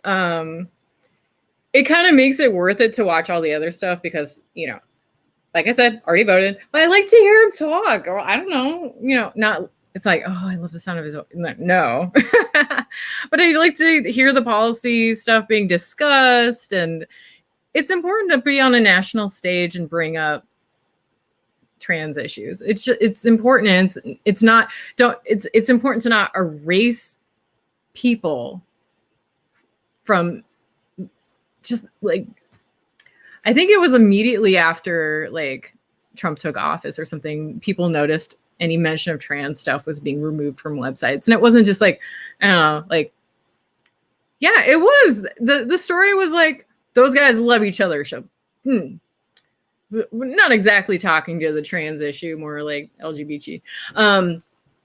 But it was a good answer. I'm pleased with it. And don't take this as me being like, oh, these are like the perfect candidates. Okay. Like, no, if only Jill Stein could run again. Oh my gosh. Too bad. But yeah, I feel, I don't know. I try not to think about like, I try not to have hope, but I try not to also have despair. So I'm trying to like just have a you know, a safe space of not thinking about the future. And that helps. It helps to not think about the future.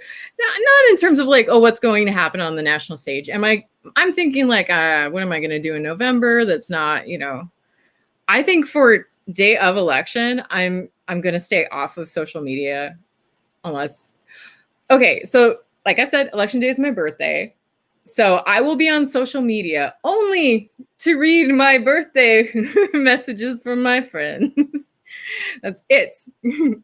I just want to see well wishes. That's it. And maybe if I get like a gift card sent to me electronically, I want to make sure I get that. Yeah, I think Biden's fine. You know, like I'm not mad. He's not perfect, but he's running a good campaign. The court packing answer I do especially like. He knows that he's controlling a narrative. He knows the media is going to blow up whatever answer he gives, and it's like, this isn't even. You're thinking like, what am I going to do about the problem, about the hypocrisy happening now? Like, how about focus on what the bad thing that's happening now rather than his response to the bad thing in the future, when the bad thing hasn't even finished being bad yet. So you don't know how bad it's going to be. So I agree with that answer. And who finds the court packing answer to have any relevance to their vote? There are these undecided people who are like, I don't know what the fuck you want. I don't know. But I've actually seen polling about, you know, who's voting for what and how enthusiastic people are. The undecideds this year are really low. It's like single digits. And I know, yeah, single digits can make or break stuff, but it was like, I think it was like 16 something % of voters were undecided last time around in 2016. And now it's like 6. Stupid low. It's stupid low. But the more I look at the numbers, the more I have to remind myself, there's no way to really know. There's no way to really know. And I have to stop thinking I have control the more I know. Knowledge is not control. Think about it. All right. God, I want to learn like Python and stuff. It seems like I could just be like working from home and not doing anything on the phones, not having to answer emails, just doing like coding. That's a dream. I want to like do something that's not a people thing for a job, but then do like, the dream is to do stand-up comedy, but that is gone right now. Stand-up comedy is not happening right now, and I don't know when it's coming back, but oh, are we back? Are we back? Yeah. The train's going very fast, so I think we're back. Town Hall with former Vice President Joe Biden. The next question comes from Keenan Wilson, Narberth, Pennsylvania, Democrat. Good evening. Did the other people leave? You say that you committed to entering this race after the events of Charlottesville in 2017. It feels so long ago. I assume that feeling that prompted you to run will not go away once the results are determined. So hypothetically, if you lose, how will you use your platform talk about it to urge President Donald Trump and those rallying behind him towards the ideals? If he loses, it's fucking over. Okay, no. Well, to be very honest with you, I think that's very hard. He is not, things have not lent themselves to him learning from what's happened, what's gone before. Instead of being chastened by being one of the few presidents, the only president to be impeached and then have a member of his own party vote to expel him, it emboldened him. So, but what I will do, I'll go back to being a professor at the University of Pennsylvania and making the case that I've been made, and at the Biden Institute at the University of Delaware, focusing on these same issues relating to what constitutes decency and honor in this country. It's like if he doesn't win, then he's not president, and that's public life to begin with. As a kid, who cares what he does if he doesn't win? Where there were no African Americans, and moved down to Claymont, Delaware, and in Delaware we have the 8th largest black population as a percent of population. I didn't know that. I have never been to Delaware. And I got deeply involved. Someday. I'm no great shakes. I don't mean I wasn't John Lewis. I don't mean to imply that. But it's the thing that's motivated. My dad used to have an expression, for real. He said, everyone's entitled to be treated with dignity. Everybody. And it was real. Everybody is. And so whether I'm a defeated candidate for president back teaching, or I'm elected president, it is a major element of everything that I'm about, because it reflects who we are as a nation. And it's what makes us, this is every single solitary generation. The dial has moved closer and closer and more to inclusion. And we are a country that is a country of slaves who came here 400 years ago, indigenous people, and everyone else is an immigrant. And we're a diverse country. And unless we are able to treat people equally, we're just never going to meet our potential. But I think the American people want to see that happen. I think they're ready to see it happen. And I tell you one thing, if I'm elected president, you will not hear me race baiting, you'll not hear me dividing, you'll hear me trying to unify. And unify bring people together. When I said I was running because I wanted to unify the country, people said, well, they were the old days. We better be able to do it again. We better be able to do it again. So, if you lose, what will that say about where America is today? Well, it could say that I'm a lousy candidate and I didn't do a good job. But I think, I hope that it doesn't say that we are as racially, ethnically, and religiously at odds with one another as it appears the president wants us to be. Usually, the president's, in my view, with all due respect, has been divide and conquer. The way he does better if he splits us. There's division. And I think people need hope. I think, look, George, I've never been more optimistic about the prospects for this country than I am today. And I really am. And I think the people that must be nice to be optimistic. What's at stake. And it's not about Democrat or Republican. If I get elected, I'm running as a proud Democrat, but I'm going to be an American president. I'm going to like the movie. Those who voted against me as well as those who voted for me, for real. That's what presidents do. We got to heal this nation because we have the greatest opportunity of any country in the world to own the 21st century, and we can't do it divided. One more break. We'll be right Maybe back. we can. One more break. I find it funny that they only showed they showed the 15th Amendment. They should show more. Some of us don't know them all. Like Amy Coronavirus Baron Cohen or whatever her name is. Biden has been made fun of for having a really big mask, but I think a big mask, that seems nice. I have a big face. I think I have a big face. I have a big head. I know that. I've been told. But I actually got a mask from Democrats today. I give them money, so they gave me a mask. And it's like huge. It's a fucking picnic blanket for my face. But it's so nice. It's not like that like cheap underwear feel. It's like I can wear this frequently. Cool. Oh, look at him with the blowhorn. Nice. Yeah, he's optimistic, and that's great. I think optimism, I don't know. I think fear might have to be the motivating force this year. Fear, let it control you. But I mean, maybe I'm optimistic. Every time I feel optimistic, I'm like, no, that's a trap. Don't do that. So I don't know. This commercial's cute. She's actually like, oh, Advil? Okay, tell me more. Can you cure a migraine? Probably not. Mark Rosen actually posted something about like, my daughter swears by this for her migraines, and I meant to like write it down and I didn't, but I get the country, it's a two-party system, and back in the day it used to be more moderate. It used to be like, Mitt Romney running against Obama. I think Obama's he's kind of moderate, right? So, but now it's like being moderate is the new left, which is whatever.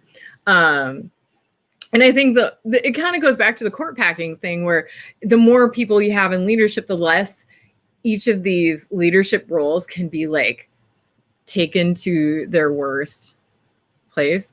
I think dividing the power a little bit more, so there isn't like this, it's not sunk into one 4-year period. Brad says he was optimistic, and then we got murder hornets. I don't think the murder hornets were all that great.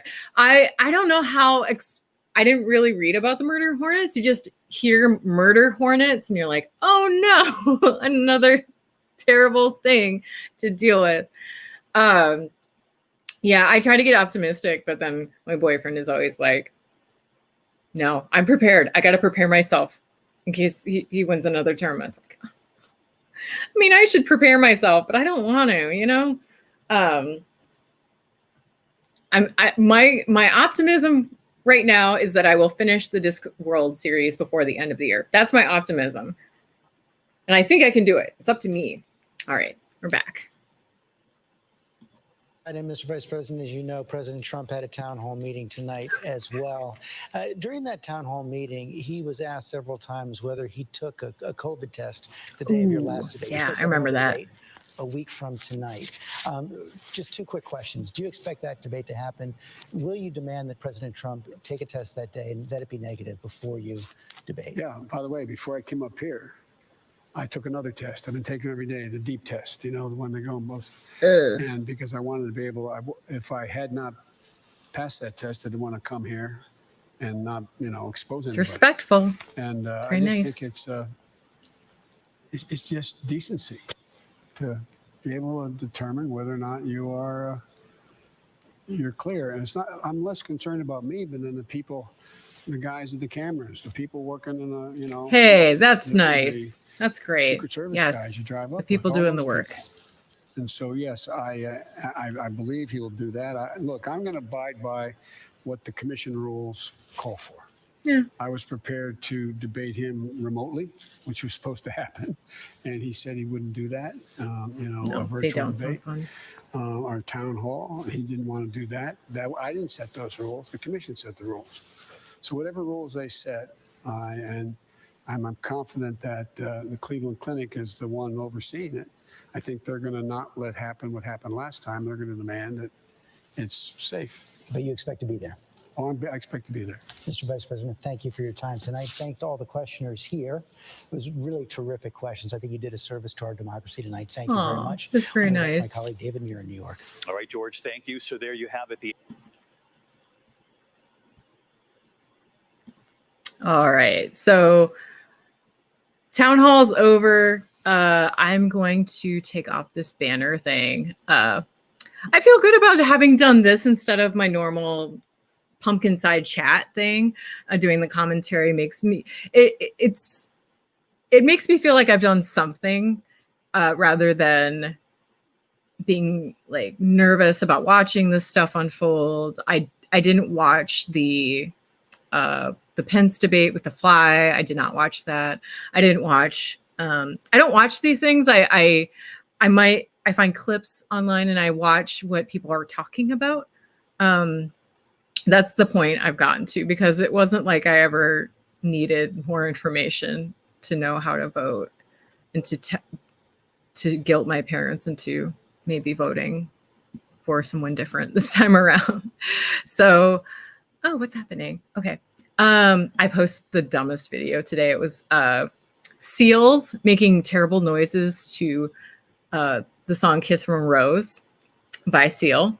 And the seals don't sound at all like this. It just sounds like they're in pain, but they're not. They're fine. They're happy seals. So that's my contribution to today. Next week, I'm hoping to do a normal mic. Yeah, Trump can't be trusted. The whole like, are you going to make him take a test before the next one?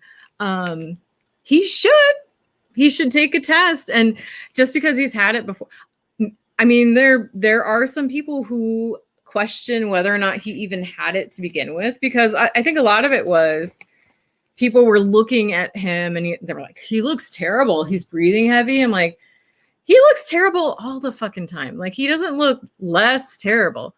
Thank you, Brad, for watching. This is so nice. I'm gonna, okay, how can I show both comments? Thanks for doing this. Yeah. Anyway, they don't sound fun. Okay, the Hornets. Yes, I'm just like reading back. Okay. Yeah, this felt good. If there are any future town halls or cool things, I might do it again. If Kamala does something, I'm a little like more into Kamala than Joe. I don't know. It doesn't matter. It doesn't matter. I'm into Discworld. I'm going to finish the whole Discworld series this year. I'm 27 books in, and the library has been very good about having all of them. And I might switch to audiobooks for if I can for the last couple, but it's been really good. I used to feel a certain type of way towards sci-fi, the whole sci-fi genre. I was worried that it would be too technical, too dry, too sciencey. And I've learned that there can be good sci-fi. It doesn't all have to feel like weird. You have to understand how these suits work in space in Nebulon 69 or whatever. Like, it used to feel not as accessible as it does now. I think it kind of, I'm trying to figure out where it kind of started for me. I'm trying to think the name of the book that was kind of like a turning point where I was like, Dispossessed by Ursula Le Guin. That's like the sci-fi-ish kind of book that kind of got me thinking more about maybe sci-fi is going to be cool. And I just have to read it until I'm like, no, I don't want to read this anymore. I subscribe to an online literary magazine called Faya. It is focuses on Black authors, but it's sci-fi fantasy writing, and it's like $15 a year, and you get access. I think it's quarterly, and I love supporting something like that, just like a literary journal and with a purpose, and the art in it is really beautiful. It's really well designed. So I guess that's my helpful hint. Subscribe to online literary magazines. FIYAH, I recommend. It's FIYAH. Also, if you're in Minnesota, in Hennepin County especially, libraries are doing, like, you can check out books now, and they don't have return dates. They're not enforcing return dates. So if you turn something in late, they don't care. Like, they just keep extending it. But they are taking books back. What they do is they put out a separate bin for you to put the books in, and I think they quarantine them for like 3 days, and then they put them back into circulation. And my only thing is, when I see books that I have at home, and I look and see, oh, 3 people are waiting for this book, out of courtesy, I bump those up to the top of my reading pile so that somebody else can get the book sooner, because I'm kind of hoarding them. I'm hoarding books. It's library books, books for purchase, books I find at little free libraries. I hoard them. It's a bad thing that I do, but I give them away as well. Let me think. I want to wrap this up really succinctly. So over the weekend, at some point, I'm thinking I'm going to do a live stream of the West Wing HBO Max special, and I will post about it and say I'm doing it so people know. I'm just realizing that that town hall was an hour and a half and not 2 hours. So perfect. Could have been, I mean, the longer it went on, the better the answers got, I think. But if you're watching that, I feel like it's super dry stuff to watch. Like, not that it's going to be a thrill ride or anything, but it was pretty dry. But I'm okay with that. I'm ready for 4 years of dryness. Well, on the national level. Locally, maybe less dry. Anyway, thank you all for watching. And I appreciate Killa W Dog has been commenting a lot and kind of keeping me feeling like someone's watching. I can see that people are watching, but having the interaction, the back and forth is really nice. And now I know that people on YouTube actually see this, so that's been cool. So I'll end it there, and I'll try to keep updates. I have a website, elizabeths.com. Try to keep it updated with what's going on. So I should probably add these digital events so that, anyway, marketing people gibberish. So I'll talk to you later, everybody. Have a good night.